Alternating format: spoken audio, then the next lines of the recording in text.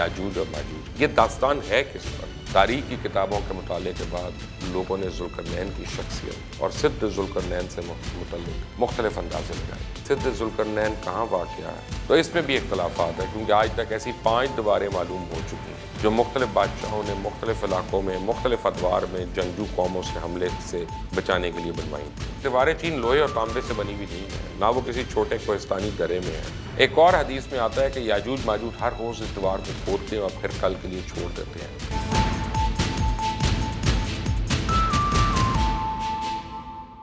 السلام علیکم، آپ دیکھ رہے ہیں مبشر لقمان یوٹیوب چینل۔ میرا نام مبشر لقمان ہے۔ آپ نے سنا ہوگا یاجوج اور ماجوج کا نام۔ قرآن مجید میں قیامت کی کئی نشانیاں بیان کی گئی ہیں، اور ان میں سے ایک نشانی یاجوج ماجوج کے ظہور کی بھی ہے۔ تاہم سوال یہ پیدا ہوتا ہے کہ یاجوج ماجوج کا ظہور کب ہوگا اور یہ کیسے مریں گے؟ یاجوج ماجوج حضرت نوح علیہ السلام کے تیسرے بیٹے یافس کی اولاد میں سے ہیں، اور ان کا شمار نوح علیہ السلام کے ان بیٹوں میں ہوتا ہے جو اسلام لے آئے تھے اور طوفان نوح کے وقت کشتی میں سوار تھے۔ یہ انسانی نسل کے 2 بڑے وحشی قبیلے گزر چکے ہیں جو اپنے ارد گرد رہنے والوں پر بہت ہی ظلم اور زیادتیاں کرتے رہے اور انسانی بستیاں تک تاراج کر دیتے تھے۔ قرآن مجید کی آیات اور توریت کے مطالعے اور تاریخی شواہد سے بھی معلوم ہوتا ہے کہ یہ لوگ شمال مشرقی ایشیا میں زندگی بسر کرتے تھے اور اپنے وحشیانہ حملوں کے نتیجے میں ایشیا کے جنوبی اور مغربی علاقوں میں مصیبت برپا کرتے تھے۔ بعض تاریخ دانوں نے ان کے رہائشی علاقے کو ماسکو اور توبل سیکس کے آس پاس بتلایا، اور بعض کا خیال ہے کہ یاجوج ماجوج کے شہر تبت اور چین کے بحر منجمد شمالی تک اور مشرق اور مغرب میں ترکستان تک پھیلے ہوئے ہیں۔ یہ اس حد تک فسادی اور کثیر التعداد میں جنگجو ہیں کہ یہ انسانوں، کیڑے مکوڑوں، جنگلی جانور سمیت ہر چیز کھا جاتے ہیں۔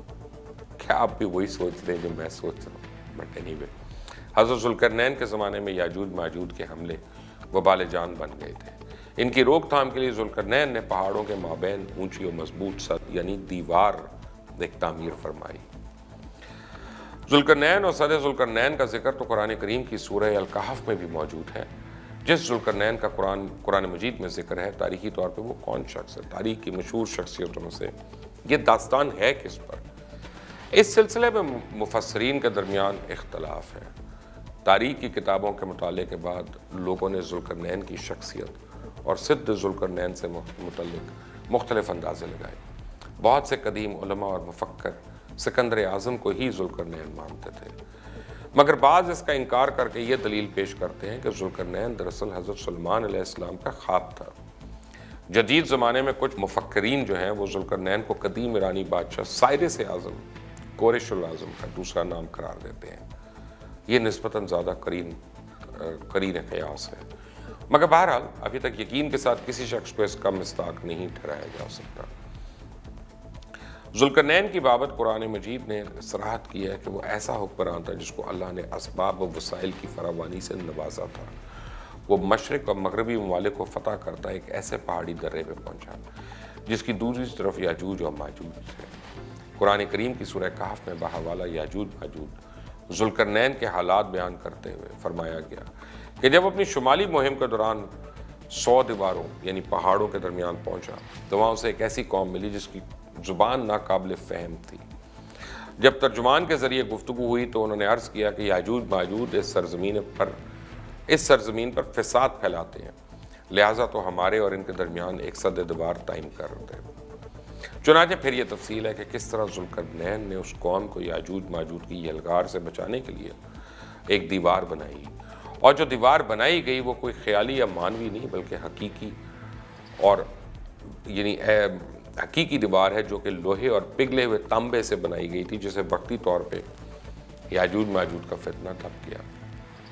جب یہ دیوار تعمیر ہو گئی تو ذوالقرنین نے اللہ کا شکر ادا کیا جس نے یہ دیوار بنانے اور لوگوں کو آئے دن کی پریشانیوں سے نجات دلانے کی توفیق بخشی، مگر ساتھ ہی لوگوں کو یہ بھی بتا دیا تھا کہ یہ دیوار اگرچہ بہت مضبوط اور مستحکم ہے، لازوال نہیں، جو چیز بھی بنی ہے بالآخر فنا ہونے والی ہے، اور جب میرے رب کے وعدے کا وقت قریب آئے گا تو وہ اس کو پیوند خاک کر دے گا، اور میرے رب کا وعدہ برحق ہے۔ رہی یہ بات کہ سدھ ذوالقرنین کہاں واقع ہے، تو اس میں بھی اختلافات ہیں، کیونکہ آج تک ایسی 5 دیواریں معلوم ہو چکی ہیں جو مختلف بادشاہوں نے مختلف علاقوں میں مختلف ادوار میں جنگجو قوموں سے حملے سے بچانے کے لیے بنوائی تھیں۔ ان میں سب سے زیادہ مشہور دیوار چین ہے، جس کی لمبائی کا اندازہ 1200 میل سے لے کر 1500 میل تک کیا گیا اور اب تک موجود ہے۔ لیکن واضح رہے کہ دیوار چین لوہے اور تانبے سے بنی ہوئی نہیں ہے، نہ وہ کسی چھوٹے کوہستانی درے میں ہے، وہ ایک عام مسالے سے بنی ہوئی دیوار ہے۔ بعض کا اصرار ہے کہ یہ وہی دیوار ہے جو یمن میں ہے۔ یہ مارب ٹھیک ہے کہ دیوار مارب ایک کوہستانی درے میں بنائی گئی، لیکن وہ سیلاب کو روکنے کے لیے اور پانی کا ذخیرہ کرنے کے لیے بنائی گئی تھی۔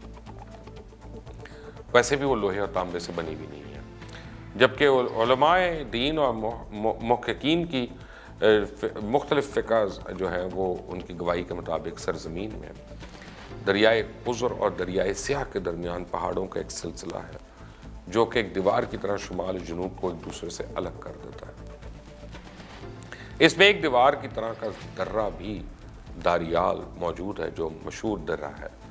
یہاں اب تک ایک قدیم تاریخی لوہے کی دیوار نظر آتی ہے، اور اسی بنا پہ بہت سے لوگوں کا نظریہ ہے کہ دیوار ذوالقرنین یہی ہے۔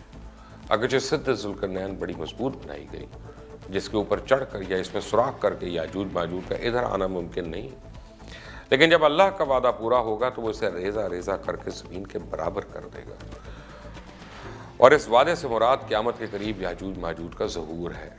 صحیح بخاری کی ایک حدیث میں حضور صلی اللہ علیہ وسلم نے اس دیوار میں نبی کریم صلی اللہ علیہ وسلم نے تھوڑے سے سوراخ کو فتنے کے قریب ہونے سے تعبیر فرمایا۔ ایک اور حدیث میں آتا ہے کہ یاجوج ماجوج ہر روز اس دیوار کو کھودتے ہیں اور پھر کل کے لیے چھوڑ دیتے ہیں، لیکن جب اللہ کی رضا ان کے خروج میں ہوگی تو پھر وہ کہیں گے کہ کل انشاءاللہ اس کو کھودیں گے، اور پھر وہ دوسرے دن اس سے نکلنے میں کامیاب ہو جائیں گے۔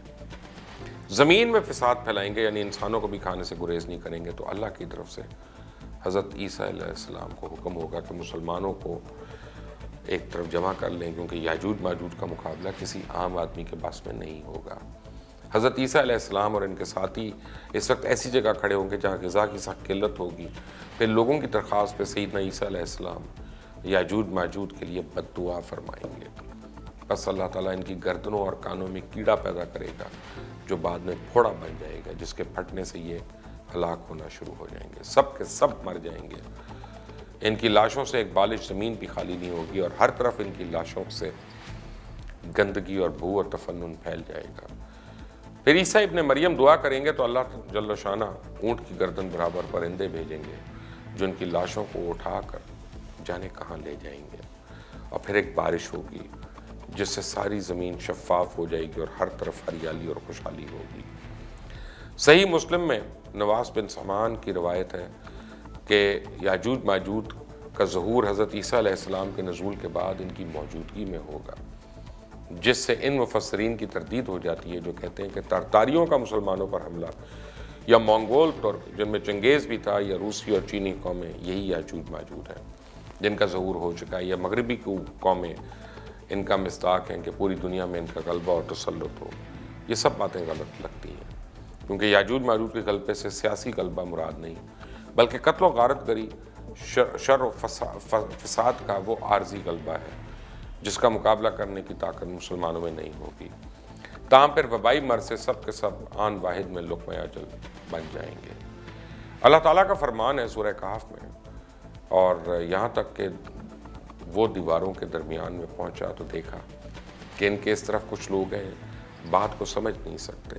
ان لوگوں نے کہا ذوالقرنین، یاجوج اور ماجوج زمین میں فساد کرتے رہتے ہیں، بھلا ہم آپ کے لیے خرچ کا انتظام کر دیں کہ آپ ہمارے اور ان کے درمیان ایک دیوار کھینچ دیں۔ ذوالقرنین نے کہا کہ خرچ کا جو مقدور خدا نے مجھے بخشا وہ بہت اچھا ہے، تم مجھے قوت بازو میں مدد دو، میں تمہارے اور ان کے درمیان ایک مضبوط اوٹ بنا دوں گا، تو تم لوہے کے بڑے بڑے تختے لاؤ۔ چنانچہ کام جاری کر دیا گیا، یہاں تک کہ جب اسے دونوں پہاڑوں کے درمیان کا حصہ برابر کر دیا اور کہا اسے دھونکو، اور یہاں تک کہ جب اس کو دھونک کے آگ کر دیا تو کہا اب میرے پاس تانبا لاؤ اور اس پر پگھلا کر ڈال دو۔ پھر ان میں یہ قدرت نہ رہی کہ اس پر چڑھ سکیں گے، اور نہ یہ طاقت رہی کہ اس میں نقب لگا سکیں گے۔ بولا یہ میرے پروردگار کی مہربانی ہے کہ جب میرے پروردگار کا وعدہ آ پہنچے گا تو اس کو ڈھا کر ہموار کر دے گا، اور میرے پروردگار کا ہی وعدہ سچا ہے۔ اس روز ہم ان کو چھوڑ دیں گے، روئے زمین پر پھیل کر ایک دوسرے میں گھس جائیں گے اور سور پھونکا جائے گا تو ہم سب کو جمع کر لیں گے۔ اس کے علاوہ قرآن مجید میں ایک اور مقام پہ یاجوج ماجوج کا ذکر کرتے ہوئے اللہ تعالیٰ کا فرمان ہے کہ یہاں تک کہ یاجوج ماجوج کھول دیے جائیں اور وہ ہر بلندی سے دوڑ رہے ہوں۔